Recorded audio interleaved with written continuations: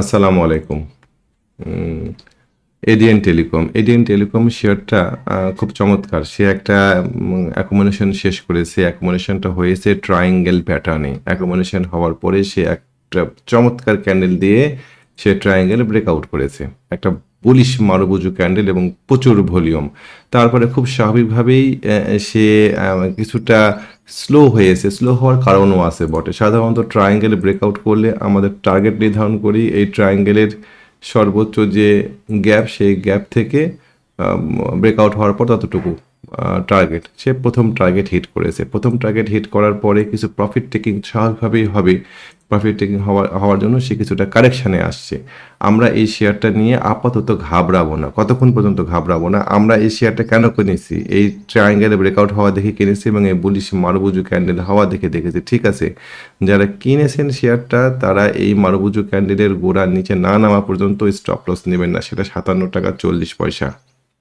সুতরাং 57 টাকা 40 পয়সা না ভাঙা পর্যন্ত এই শেয়ারটাতে আমরা যাদের কাছে আছে তারা ধরে ধরে অপেক্ষা করেন। আশা করছি শেয়ারটা আজকেই একটা মুভ দিবে। কেন মুভ দিবে? এটার একটা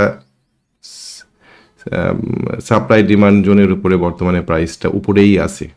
আমাদের এখানে একবার সাপ্লাই সাপোর্ট দিয়েছিল, দিয়ে এখান থেকে সাপোর্ট পেয়ে শেয়ারটা উপরের দিকে উঠেছিল। নিচের দিকে নামার আগে এখানে কিছুটা সাপোর্ট পেয়েছিল, ওঠার সময় এখানে রেজিস্ট্যান্সের মুখে পড়েছে। ও যখন আবার এটা উঠেছে তখন অন্তত পক্ষে 61 টাকা 60 পয়সা এই লেভেলটা নামা অতটা সহজ হবে না। তো আমরা দেখব যে এই শেয়ারটা অন্তত পক্ষে আমরা যদি থাকিও এই শেয়ারটাতে, আমি যদি মনে করেন যে না আমি এত বড় স্টপ লস নিব না, অন্তত পক্ষে এটা ভাঙার পরে এই যে এই সবুজ ক্যানোটা দেখছেন এইটার নিচে না নামা পর্যন্ত আমরা থাকবো। সেটা কত? 59 টাকা। যদি মনে করেন 57 টাকা অনেক বেশি স্টপ লস হয়ে যাচ্ছে, তাহলে পরে স্টপ লসটা নামায় নিয়ে আসেন 59 টাকা লেভেলে, একদম 59 টাকা।